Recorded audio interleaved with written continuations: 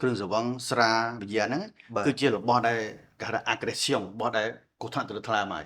កាលណាយើងទទួលទានវាទៅដំបូងឡើងវាឲ្យរលាកឲ្យខ្លាញ់ទៅគ្រឿងស្រវឹងឲ្យខ្លាញ់កកក្នុងថ្លើមយូរទៅធ្វើថ្លើមយើងរលាកថ្លើមយើងចាប់ផ្ដើមស្ងួតហើយនឹងធ្លាក់ទៅដល់ក្រិនធ្លាក់ដល់មហារីកចឹងទៅបាទនេះជា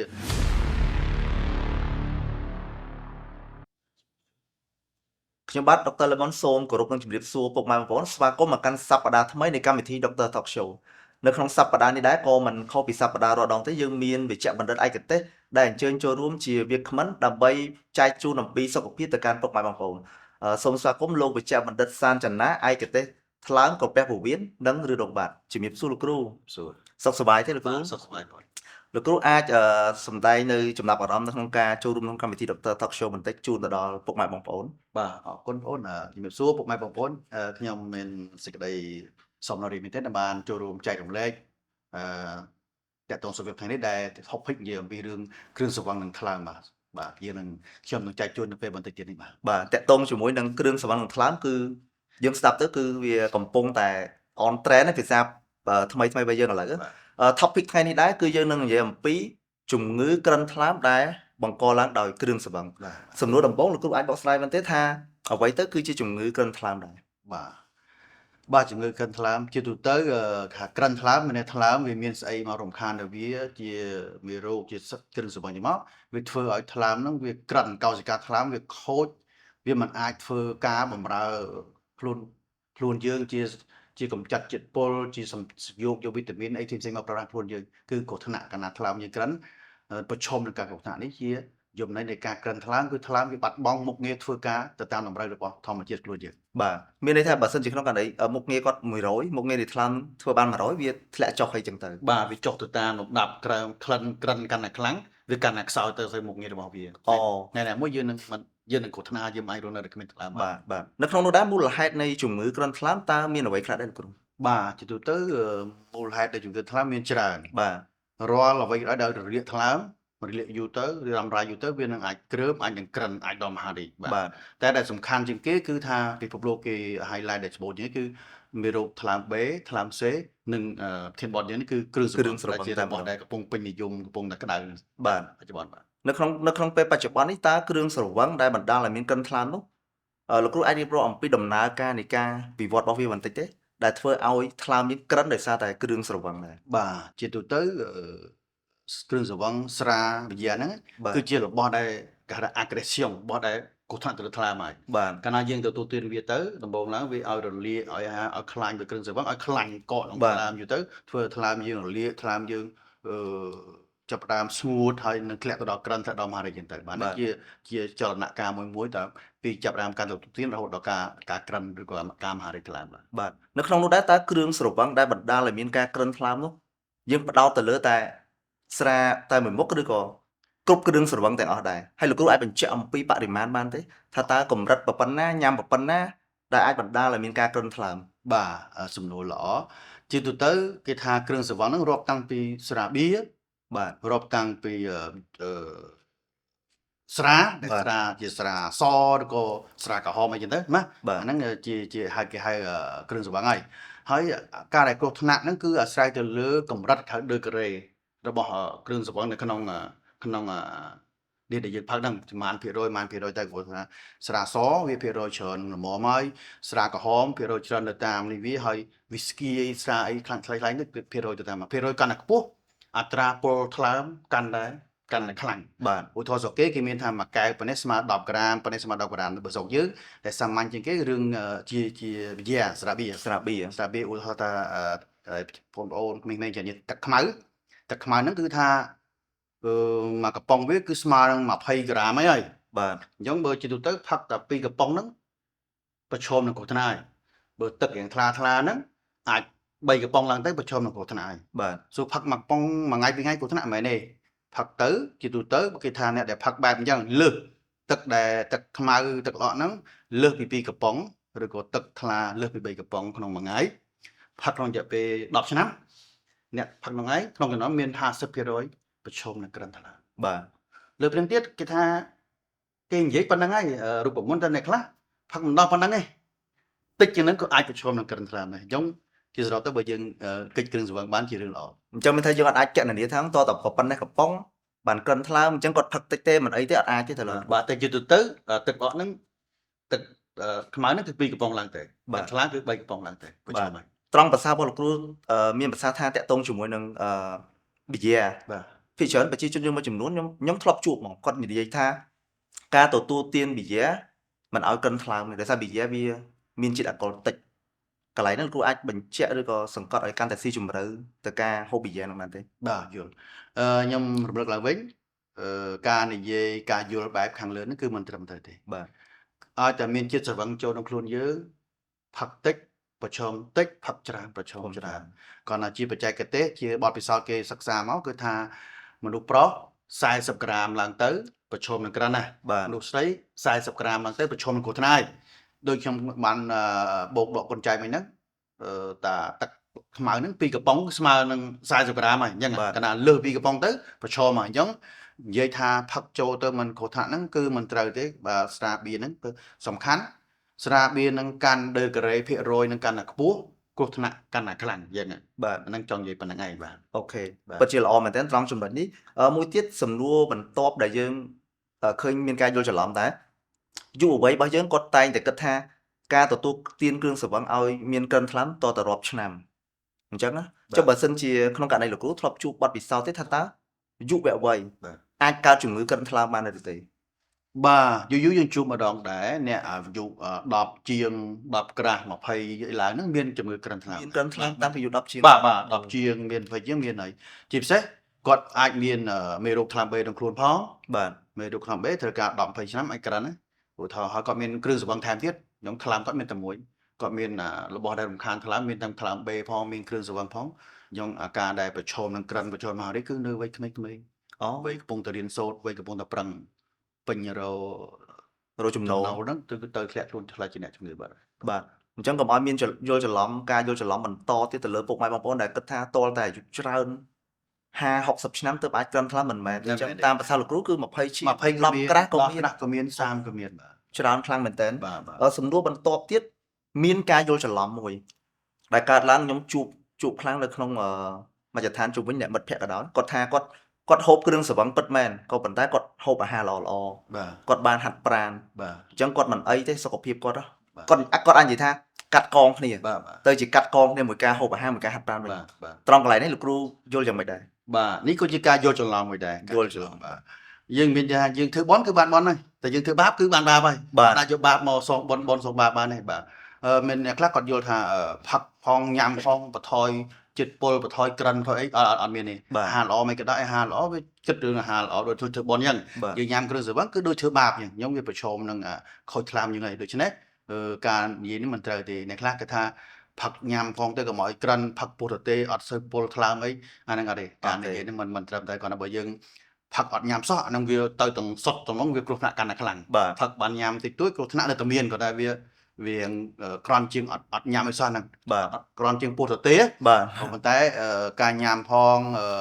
ផឹកហើយអាហារល្អៗហ្នឹងគឺថាកាត់បន្ថយឬក៏ជាមានការខូចថ្លើមអត់មានទេ អត់មានទេ បាទ អញ្ចឹងមិនប្រកាសថាអ្នកខ្លះទៀតដល់ថ្នាក់យល់ច្រឡំថាអញ្ចឹងទៀតណាលោកគ្រូដាក់តកកមកដាក់តកកហ្នឹងក៏ខុសគ្នាទៀតអញ្ចឹងបងប្អូនទៅចាំថាដូចភាសារបស់លោកគ្រូអញ្ចឹងឲ្យតែគ្រឿងស្រវឹងចូលក្នុងខ្លួនគឺផលប៉ះពាល់ទៅលើថ្លើមទៅហើយ បាទ អញ្ចឹងណា បាទ អញ្ចឹងកន្លែងនេះបងប្អូនពុកម៉ែកុំមានការយល់ច្រឡំចង់បញ្ជាក់លោកគ្រូថាតើសញ្ញាអ្វីខ្លះ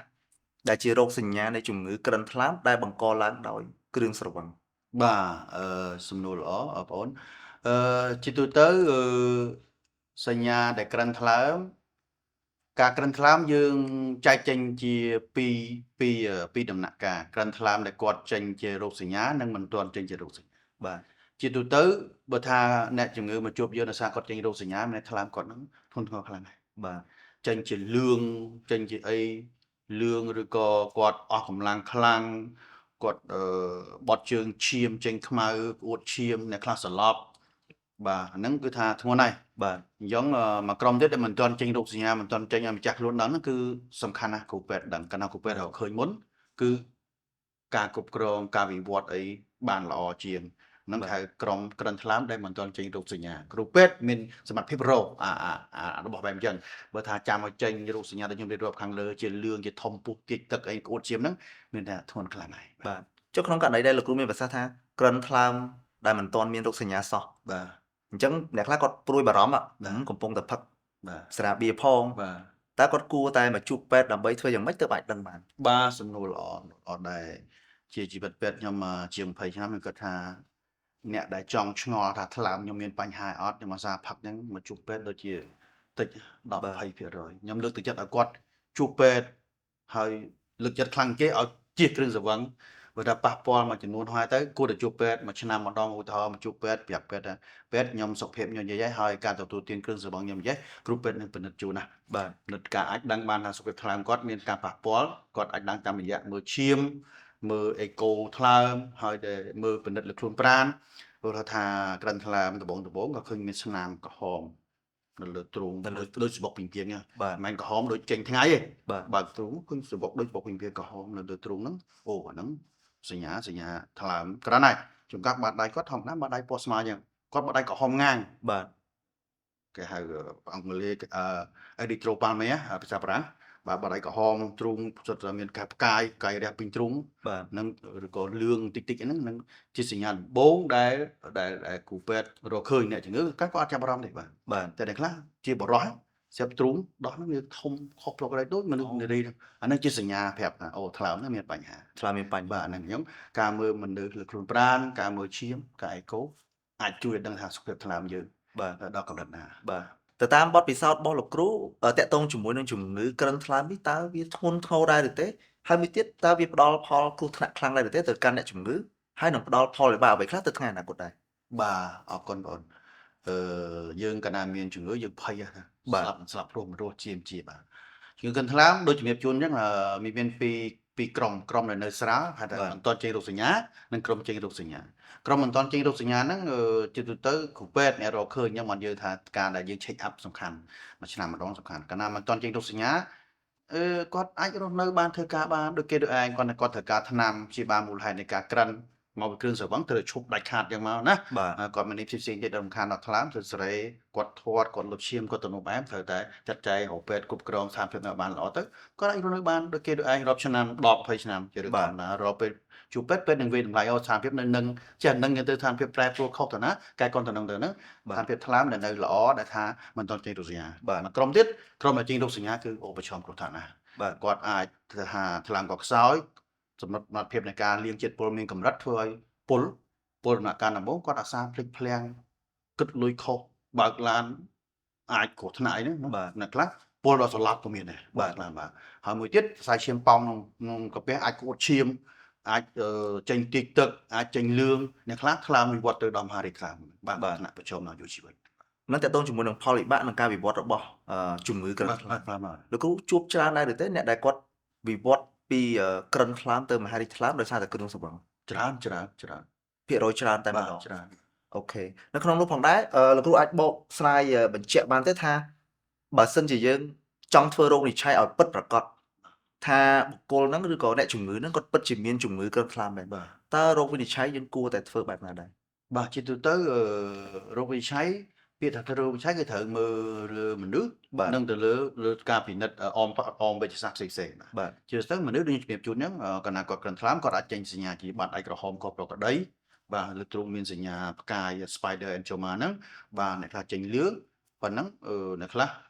មានសរសៃពេញលើស្បែកពោះអ្នកខ្លះផ្សិតគាត់មានតិចទឹកផ្សិតឡើងលៀនយ៉ាងមក លៀនជា គាត់ឃើញប៉ុណ្ណឹងយើងសើចថាថ្លើមហ្នឹងអាចក្រិនហើយ បាទ ហើយយើងមើលឈាមទៅមើលឈាមមើលអេកូជាពិសេសមើលអេកូសាមញ្ញ សាមញ្ញ អត់មានការជឿចាប់ទេ5នាទី10នាទីអូថ្លើមហ្នឹងក្រិន បាទ ហ្នឹងជារោគវិនិច្ឆ័យសាមញ្ញបាទជាទៅធ្វើប៉ុណ្ណឹងបាទ ចុះបន្ទាប់ពីយើងច្បាស់ហើយមានថាយើងបញ្ជាក់ច្បាស់ថាគាត់ពិតជាមានជំងឺក្រិនថ្លើមដោយសារតែគ្រឿងស្រវឹងមែន បាទ ពីលោកគ្រូទៅវិញតើគួរតែធ្វើដូចម្ដេចបន្ទាប់ពីទទួលរោគវិនិច្ឆ័យពិតប្រាកដ បាទកាលណាយើងស្ថានភាពលើកដឹងថាគាត់ក្រិនថ្លើមហើយដោយសារគ្រឿងស្រវឹងហើយយើងជាទូទៅយើងលើកទឹកចិត្តគាត់ឲ្យឈប់គ្រឿងស្រវឹងហើយគ្រូពេទ្យទៅរកតទៀតថាក្រិនថ្លើមគាត់មានផលវិបាកដល់ណាហើយ បាទគាត់មានតិចទឹកទេមានតិចទឹកត្រូវមើលតិចហ្នឹងមានមេរោគអត់ឧទាហរណ៍ហើយជូនថ្នាំ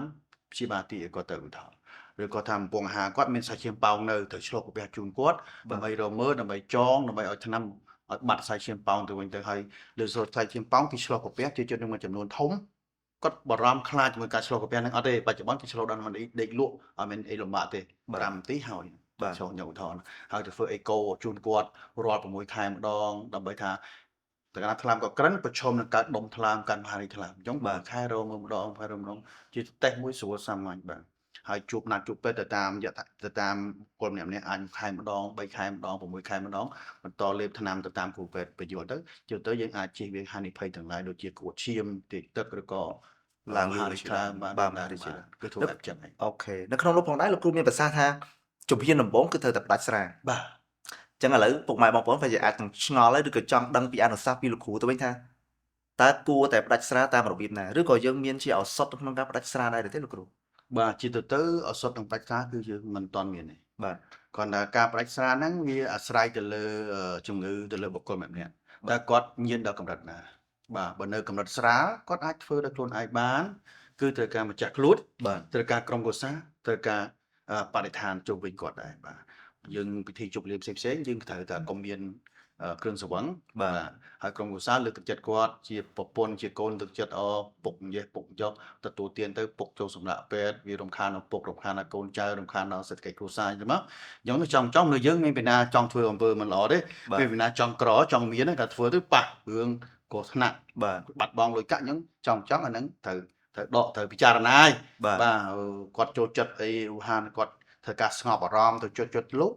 សាននាំគាត់ទៅជប់លោកស្រោចទឹកឧទាហរណ៍ឡើងមនុស្សយើងផ្លូវកាយផ្លូវចិត្តសំខាន់ណាស់តែយកមានផ្លូវចិត្តល្អគឺធ្វើឲ្យបានល្អដែរណាកាលណាគាត់នៅកម្រិតស្រាលបែបអញ្ចឹងបើថាគាត់ញៀនថានៅខ្លះវិញវ័នគ្រប់គ្រងខ្លួនឯងបានគឺមានអ្នកសម្រាប់បែបដែរព្រោះគ្រោះថ្នាក់ណាញៀនស្រាកាលណាចេញសញ្ញាញៀនស្រាអាចគ្រោះថ្នាក់គាត់អាចភ្នែកគាត់មើលឃើញខ្មោចមើលឃើញបិសាចពេលណាមើលឃើញគេចាក់គាត់គេចមកក្បាលអញ្ចឹងនៅក្បាលគេចទៅក្បាលគាត់បុកអញ្ចឹងអាចគ្រោះថ្នាក់មានហូរឈាមក្នុងខួរក្បាលក៏មានដែរអញ្ចឹងការញៀនស្រាគឺថាផ្ដាច់មានពីរបៀបនៅស្រាលមកយើងគ្រួសារនិងសង្គមជួយបានដំណាក់កាលធ្ងន់គឺត្រូវគេងពេទ្យដើម្បីពេទ្យមានសេរ៉ូមានថ្នាំឲ្យគាត់ដេកលាក់ដល់តាមហ្នឹងឯងបាទនៅក្នុងនោះផងដែរមិនមែនមានន័យថាតលតែចេញសញ្ញាឲ្យចាំផ្ដាច់ទេណាអត់ទេខ្ញុំបើយើងអាចជៀសបានជៀសបាទគឺលើគ្រឿងស្រវឹងបើឲ្យយើងសរុបឲ្យមែនតែនទៅតើការក្រិនថ្លើមដោយសារតែគ្រឿងស្រវឹងជាដាច់ 100% ដែរឬទេជាទៅជាសំណួរល្អហើយទាំងគេទាំងយើងក៏តែមានជំនឿថាគូជាអត់ជាបាទហើយរបស់មិនបើនិយាយស្ដាប់របស់មិនជាដាច់គឺគេគិតតែប្រឹងជាទៀតក្រុមជាបាទទៀតគាត់ថាលើកឈាមទៅនោះបែបជាបាទដាច់យើងខំប្រឹងទប់វាកុំឲ្យវាទៅមុខទៀតដូចគ្នាដែរក្រិនថ្លើមមិនថាក្រិនដោយសារថ្លើមបេថ្លើមស្អីគ្រឿងស្រវឹងទេកាលណាដំណាក់កាលដំបូងយើងមានឱកាសទោះមិនជាដាច់ក៏យើងអាចគ្រប់គ្រងវាបានបាទចូលដំណាក់កាលរៀងធ្ងន់ហើយជាទៅអត់រួចទេបាទទៅគាត់កាលណាគាត់ចេញរោគសញ្ញាក្អួតឈាមតិចទឹកខ្ញុំមានន័យថា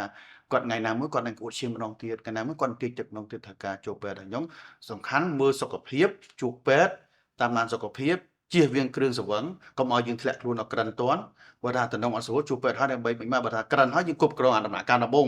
ចាំដល់តិចទឹកដល់ក្អួតឈាមដល់លឿងល្អបានទៅពេទ្យជារឿងមួយលំបាកការចាប់ហ្វ្រាំងគឺពិបាកមែនទែនយឺតយ៉ាវហើយជាការយឺតយ៉ាវមួយក្នុងការទទួលការព្យាបាលបាទហើយ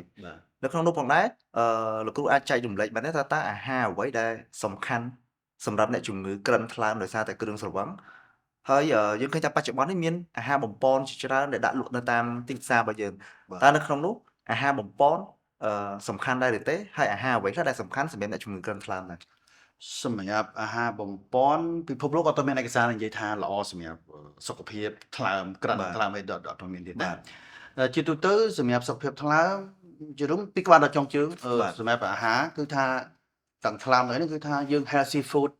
អាហារមានបន្លែមានទឹកមានវីតាមីនមានអីហ្នឹងដូចគេដូចឯងជៀសវាងការធាត់លំហាត់ប្រាណទៅ lifestyle ទៅគឺសមរម្យមកអត់មានអាហារណាពិសេសទៅអន់ថ្លើមក្រិនថ្លើមត្រូវញ៉ាំអានេះច្រើនញ៉ាំនោះច្រើនអត់មានទេបាទចឹងសរុបមកមានន័យថាការឃោសនាផ្សេងៗយើងអាចថាវាជាការភ័ន្តច្រឡំមួយដែរនៅក្នុងនោះដោយសារលោកគ្រូមានប្រសាសន៍ថាជំងឺក្រិនថ្លើមមិនជាទេមិនជាដាច់ទេអញ្ចឹងអ្នកជំងឺគាត់ឆ្ងល់ចេះវិញថាចេះចុះឥឡូវបើគាត់មានកម្មវិធីតិចតួចអីអ្នកក្រិនថ្លើមហ្នឹងអាចទទួលទានគ្រឿងស្រវឹងបន្តិចបន្តួចបានដែរឬទេជាទូទៅគ្រឿងស្រវឹងគេហៅថ្នាំពុលបាទ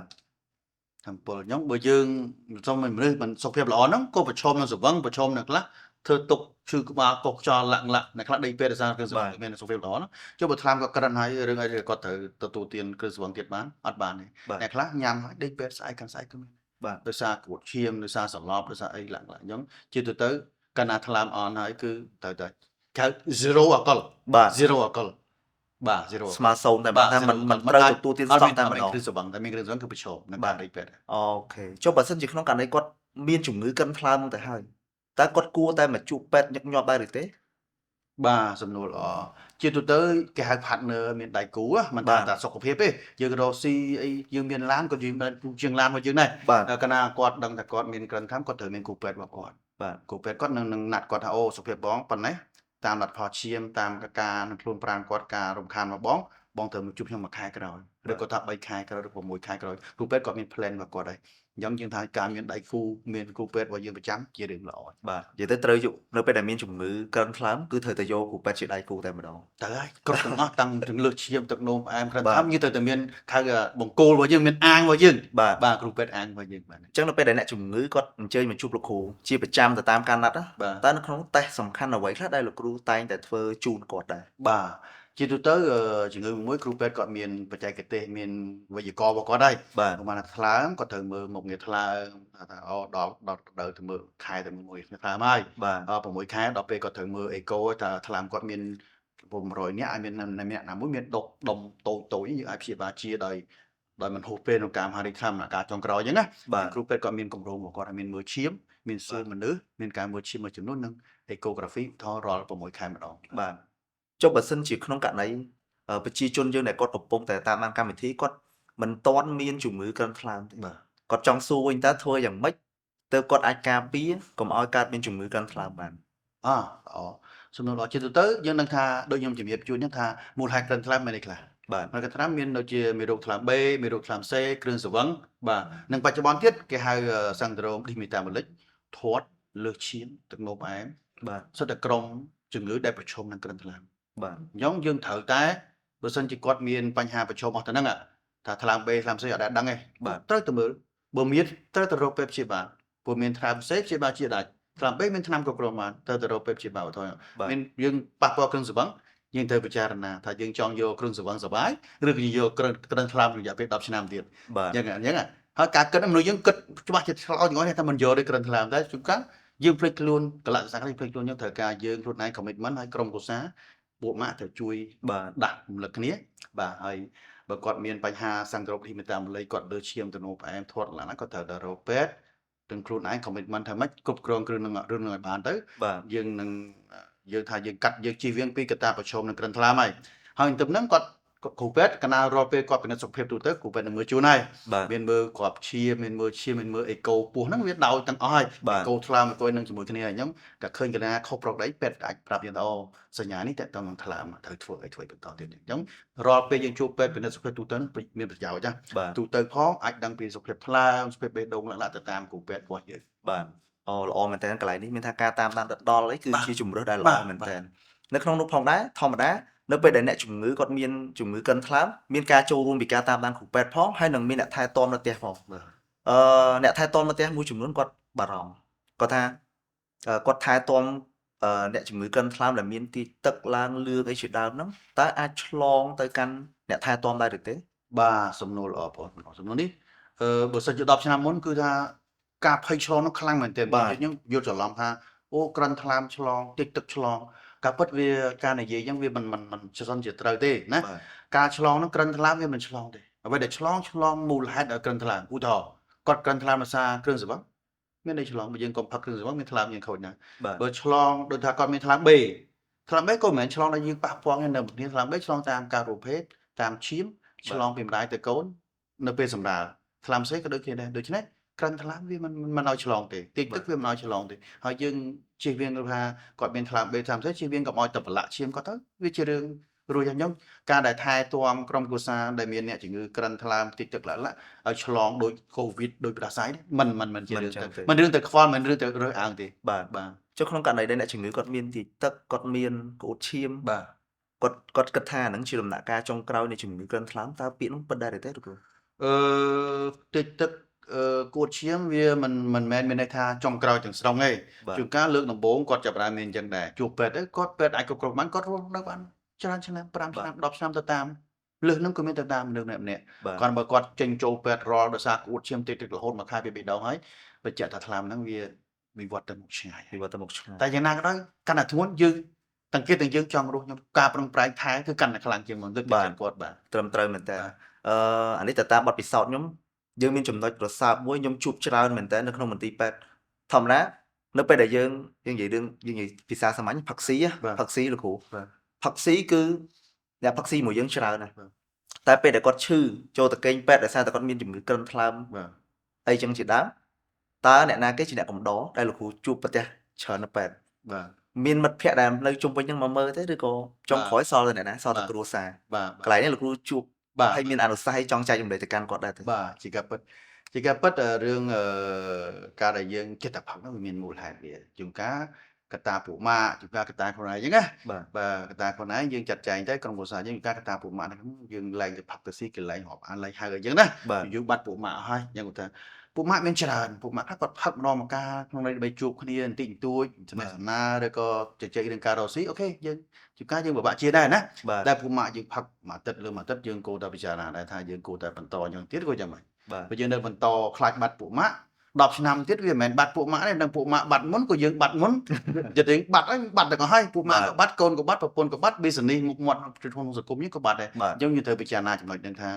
ាអ្វីដែលខាងមានការទទួលខុសត្រូវកុំឲ្យ over កុំឲ្យលឹះ បាទ តែចាត់ចែងថាបើយើងអាចជិះវាបានជិះទៅព្រោះបើយើងឈឺទៅគ្មានពួកម៉ាក់ដែលមកមើលយើង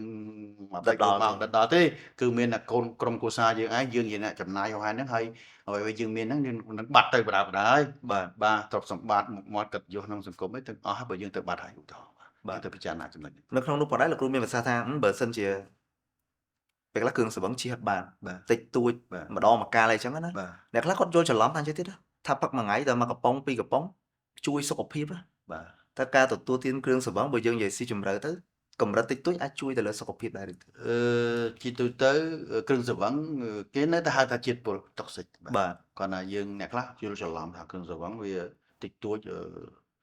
បើសុខភាពអ្នកខ្លះអោស្រាក្រហមបន្តិចអីបើសុខភាពជាការពិតបើសិនជាយើងសុខភាពល្អអត់មានអីទាំងអស់បន្តិចបន្តួចវាយើងវាសុបាយតិចទៀតណាក៏ប៉ុន្តែបើមកដល់បច្ចុប្បន្ននេះសមាគមសុខភាពពិភពលោកដូចជាសមាគមអឺរ៉ុបខាងធាត់ជំងឺធាត់ជំងឺទឹកនោមផ្អែមជំងឺថ្លើមមនុស្សមួយចំនួនគឺជិះវៀងគ្រឿងស្រវឹងដាច់ខាត0គ្រឿងស្រវឹងដូចជានរណាខ្លះអ្នកដែលមានបញ្ហាលើសឈាមទឹកនោមផ្អែមលើសគីឡូលើសខ្លាញ់ហើយរឿងថាគាត់មានជំងឺថ្លើមយើងមិននិយាយជំងឺថ្លើមដល់ជីវៀងដាច់ខាតទេ ជំងឺផ្សេងៗខ្ញុំរាប់មិញហ្នឹងគឺថាពិភពលោកគ្រប់សមាគមពិភពលោកទាំង3គាត់ថា0អកលណែបាទគឺប្រឈមគាត់ទេអញ្ចឹងត្រូវពិចារណាមែនទេថាគ្រឿងស្រវឹងតិចតួចជួយសុខភាពតែយើងនៅក្រមមិនមែនក្រមអ្នកទាំងអត់ បាទ បាទអាយុយើង40 100នាក់ឲ្យមាន1នាក់មានលើកឈាមមានទៅ5តែយើងមានក្រមហ្នឹងបើយើងចូលក្រមហ្នឹងយើងត្រូវតែជិះវាដាច់ខាតតែម្ដងតែយើងជិះវាទៅមុខថាសុខភាពយើង នៅក្នុងនោះផងដែរចង់សួរលោកគ្រូថាធ្វើយ៉ាងម៉េចទើបដឹងថាម្នាក់ហ្នឹងគាត់ញៀនស្រាអ្នកដែលញៀនស្រា បាទ មានសញ្ញាយ៉ាងម៉េចឬក៏បុគ្គលហ្នឹងរបៀបម៉េចទើបយើងចាត់ទុកថាញៀនស្រា បាទជាទូទៅគាត់ដឹងខ្លួនឯងហើយយើងអ្នកក្បែរខាងក៏យើងដឹងដែរ បាទ ពួកម៉ាក់យើងរៀងនិយាយរៀងក្លាហានជាងឧទាហរណ៍ណាមើលទៅមុខគាត់រៀងក្រហមថ្ងៃណាក៏អាចបានផឹកគាត់មានអារម្មណ៍ដូចថាញ័រដៃញ័រជើងសំទោសអ្នកខ្លះស្ដោះទឹកមាត់រហូត អូ បាទញ័រដៃញ័រជើងធ្វើអីកាន់ប៊ិចកូសេមិនត្រូវដែរអាហ្នឹងចាប់ផ្ដើមមានបញ្ហាហើយនៅបើម្ចាស់ខ្លួនជួនកាលមានអារម្មណ៍ថាដូចជាលើទៅពួកម៉ាក់និយាយខ្ញុំខុសចេះខុសចុះណាហ្នឹងអ្នកដែលញៀនស្រាគឺចេញបែបហ្នឹងដំណាក់កាលដំបូង បាទ ដំណាក់កាលខ្លាំងហើយគឺថាដូចខ្ញុំនិយាយវិញអ្នកខ្លះអង្គុយ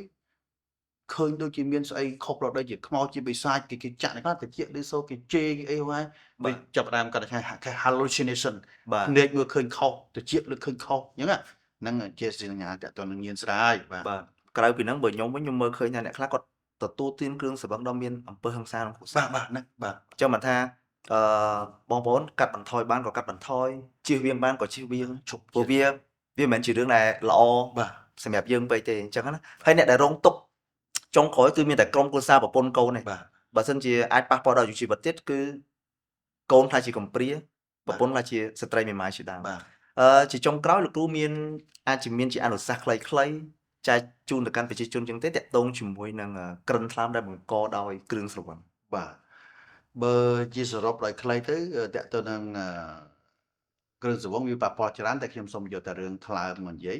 បាទកាលណាគ្រឿងសង្វឹងឲ្យរាកថ្លើមឲ្យក្រិនថ្លើមឲ្យមហារីកថ្លើម បាទ ដូច្នេះមានតែ3ម៉ាត់ទេយើងកិច្ចពីគ្រឿងសង្វឹងថ្លើមយើងល្អសេដ្ឋកិច្ចយើងល្អហើយសង្គមយើងក៏បានផលពីទឹកដៃពីនេះរបស់យើងដែរបាទ បាទជាចុងក្រោយពីកម្មវិធី Dr. Talk Show ក៏មានកាដូ អូខេ ពីខាងហាងសម្លៀកបំពាក់ពេទ្យ Medical Fashion ជូនបងផងដែរ អូខេ ជូនលោកគ្រូផងដែរអរគុណច្រើនសម្រាប់ការចូលរួមថ្ងៃនេះ Medical Fashion ជាហាងលក់សម្លៀកបំពាក់ពេទ្យដំបូងគេដែលបង្កើតឡើងដោយស្ត្រីខ្មែរផ្ដោតទៅលើភាពប្រណិតនិងគុណភាពពីកម្មវិធី Dr. Talk Show ក៏ឈានមកដល់ទីបញ្ចប់ដែរសន្យាជួបពុកម៉ែបងប្អូននៅសប្តាហ៍ក្រោយតាមពេលវេលានៅម៉ោងដដែលខ្ញុំបាទ Dr. Lemon និង Dr. សានចនាសូមអរគុណសូមគោរពលា